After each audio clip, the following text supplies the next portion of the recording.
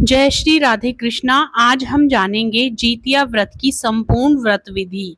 मित्रों, जीतिया व्रत हर साल अश्विन मास की कृष्ण पक्ष की सप्तमी से नवमी तक किया जाता है। सप्तमी को खरना करके अष्टमी को व्रत रखा जाता है और फिर नवमी तिथि को व्रत का पारण किया जाता है। जीतिया पर्व संतान की सुख समृद्धि के लिए रखा जाने वाला व्रत है। इस व्रत में पूरे दिन निर्जला यानी कि बिना जल ग्रहण किए व्रत रखा जाता है। यह पर्व उत्तर प्रदेश, बिहार, झारखंड, पश्चिम बंगाल और नेपाल के मिथिला और थरुहट में अश्विन माह में कृष्ण पक्ष के 7वें से 9वें चंद्र दिवस तक 3 दिनों तक मनाया जाता है।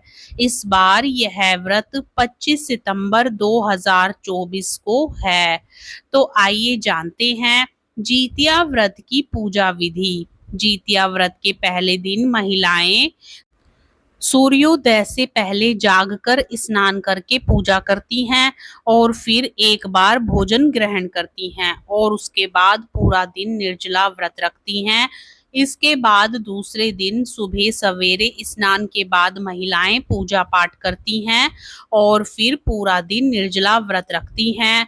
व्रत के तीसरे दिन महिलाएं पारण करती हैं। सूर्य को अर्घ्य देने के बाद ही महिलाएं अन्न ग्रहण कर सकती हैं। मुख्य रूप से पर्व के तीसरे दिन झोर भात, मरुआ की रोटी और नोनी का साग खाया जाता है। अष्टमी को प्रदोष काल में महिलाएं जीमूत वाहन की पूजा करती हैं। जीमूत वाहन की कुशा से निर्मित प्रतिमा को धूप, दीप, अक्षत, पुष्प, फल आदि अर्पित करके फिर पूजा की जाती है। इसके साथ ही मिट्टी और गाय के गोबर से सियारिन और चील की प्रतिमा बनाई जाती है। प्रतिमा बन जाने के बाद उसके माथे पर लाल सिंदूर का टीका लगाया जाता है। पूजन समाप्त होने के बाद जीवित पुत्री का व्रत कथा सुनी जाती है। जीतिया की कथा के अनुसार एक बार एक चील और एक मादा लोमड़ी नर्मदा नदी के पास हिमालय के जंगल में रहते थे। दोनों ने कुछ महिलाओं को पूजा करते और उपवास करते देखा और खुद भी इसे करने की कामना की। उपवास के दौरान लोमड़ी को बहुत भूख लग गई और वह जाकर चुपके से मरे हुए जानवरों को खा लिया।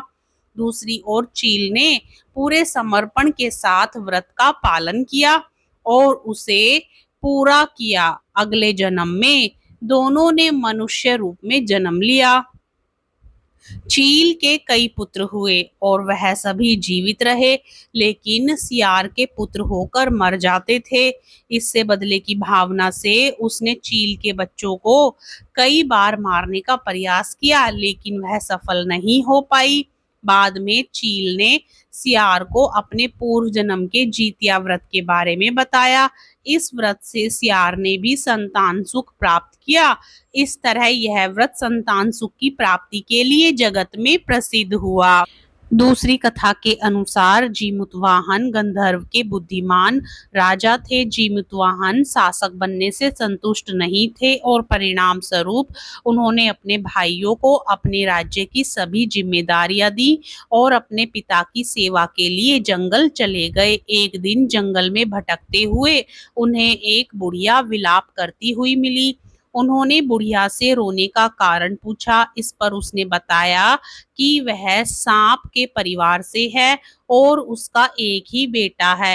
एक शपथ के रूप में हर दिन एक सांप पक्षीराज गरुड़ को चढ़ाया जाता है और उस दिन उसके बेटे का नंबर था। उसकी समस्या सुनने के बाद जीमूतवाहन ने उन्हें आश्वासन दिया कि वह उनके बेटे को जीवित वापस लेकर आएंगे। तब वह खुद गरुड़ का चारा बनने का विचार कर चट्टान पर लेट जाते हैं। तब गरुड़ आता है और अपनी अंगुलियों से लाल कपड़े से ढके हुए जीमूतवाहन को पकड़कर चट्टान पर चढ़ जाता है।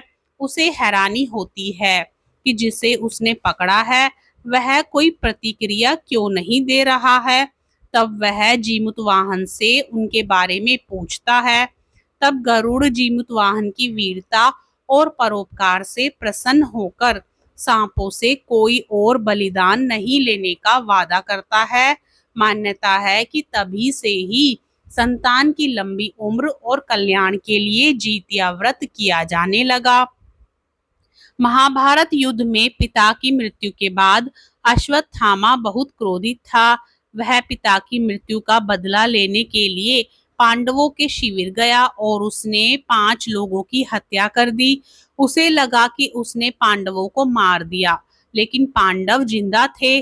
जब पांडव उसके सामने आए तो उसे पता लगा कि वह द्रौपदी के 5 पुत्रों को मार आया है। यह सब देखकर अर्जुन ने क्रोध में अश्वत्थामा को बंदी बनाकर दिव्य मणि छीन ली। अश्वत्थामा ने इस बात का बदला लेने के लिए अभिमन्यु के पत्नी उत्तरा के गर्भ में पल रही संतान को मारने की योजना बनाई। उसने गर्भ में पल रहे बच्चे को मारने के लिए ब्रह्मास्त्र चलाया, जिससे उत्तरा का गर्भ नष्ट हो गया। लेकिन उस बच्चे का जन्म लेना बहुत जरूरी था, इसलिए भगवान कृष्ण ने उत्तरा के मृत बालक को फिर से जीवित कर दिया।